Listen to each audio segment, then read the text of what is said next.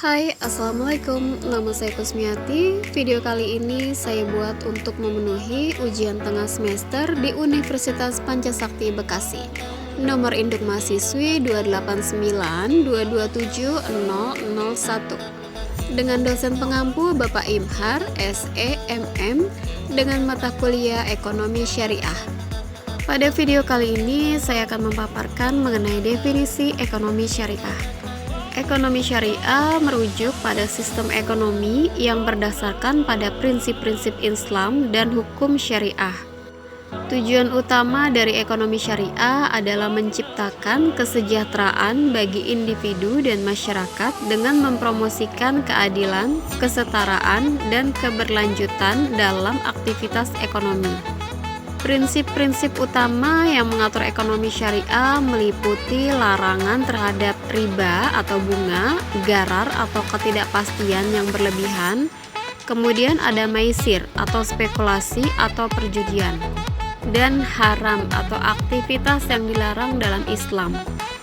Kontras dengan ekonomi konvensional juga dikenal sebagai ekonomi konvensional sekuler, didasarkan pada prinsip-prinsip kapitalisme dan liberalisme ekonomi. Tujuan utama ekonomi syariah adalah mencapai keberkahan dan keridhaan Allah, serta menciptakan keadilan dan kesejahteraan bagi umat manusia. Sementara itu, ekonomi konvensional bertujuan untuk mencapai efisiensi ekonomi, pertumbuhan, dan keuntungan materi. Meskipun ada perbedaan antara ekonomi syariah dan ekonomi konvensional, keduanya dapat beroperasi secara terpisah atau berdampingan dalam konteks sistem ekonomi yang lebih luas. Principles of Islamic Finance atau prinsip ekonomi syariah. Yang pertama adalah riba. Riba atau penambahan atau pengambilan manfaat yang tidak adil dalam transaksi keuangan. Dalam konteks ekonomi syariah, riba merujuk pada bunga atau bunga yang dihasilkan dari pemberian atau penerimaan pinjaman uang. Yang kedua adalah garar. Garar atau ketidakpastian yang berlebihan atau ketidakjelasan dalam transaksi ekonomi.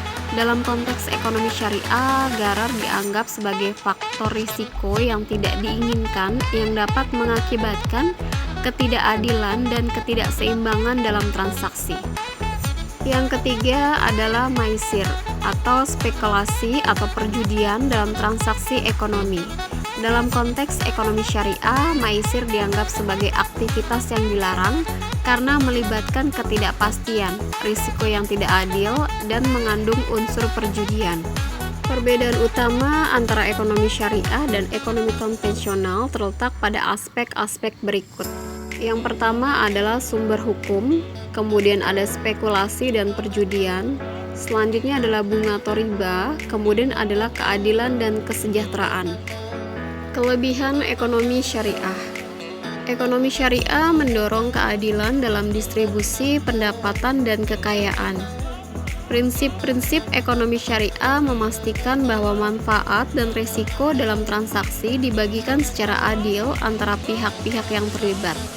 Ini membantu mengurangi kesenjangan ekonomi dan sosial, serta memperkuat keadilan dalam masyarakat. Kelebihan ekonomi syariah yang kedua yaitu menekankan keterlibatan dalam kegiatan ekonomi yang nyata dan produktif. Prinsip-prinsip ekonomi syariah mempromosikan investasi dalam bisnis yang berkelanjutan, produksi barang dan jasa, dan pembangunan ekonomi real. Hal ini membantu mendorong pertumbuhan ekonomi yang berkelanjutan dan memberikan manfaat langsung bagi masyarakat. Instrumen keuangan syariah. Instrumen keuangan syariah terbagi menjadi tiga, yaitu mudharabah, musyarakah, dan wakalah.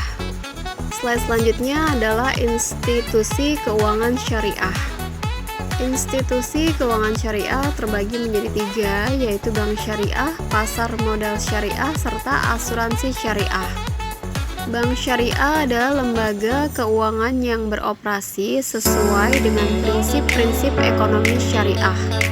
Sedangkan pasar modal syariah adalah segmen pasar modal yang beroperasi sesuai dengan prinsip-prinsip ekonomi syariah atau prinsip-prinsip Islam.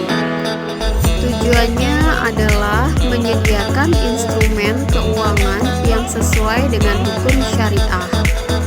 Selanjutnya adalah asuransi syariah.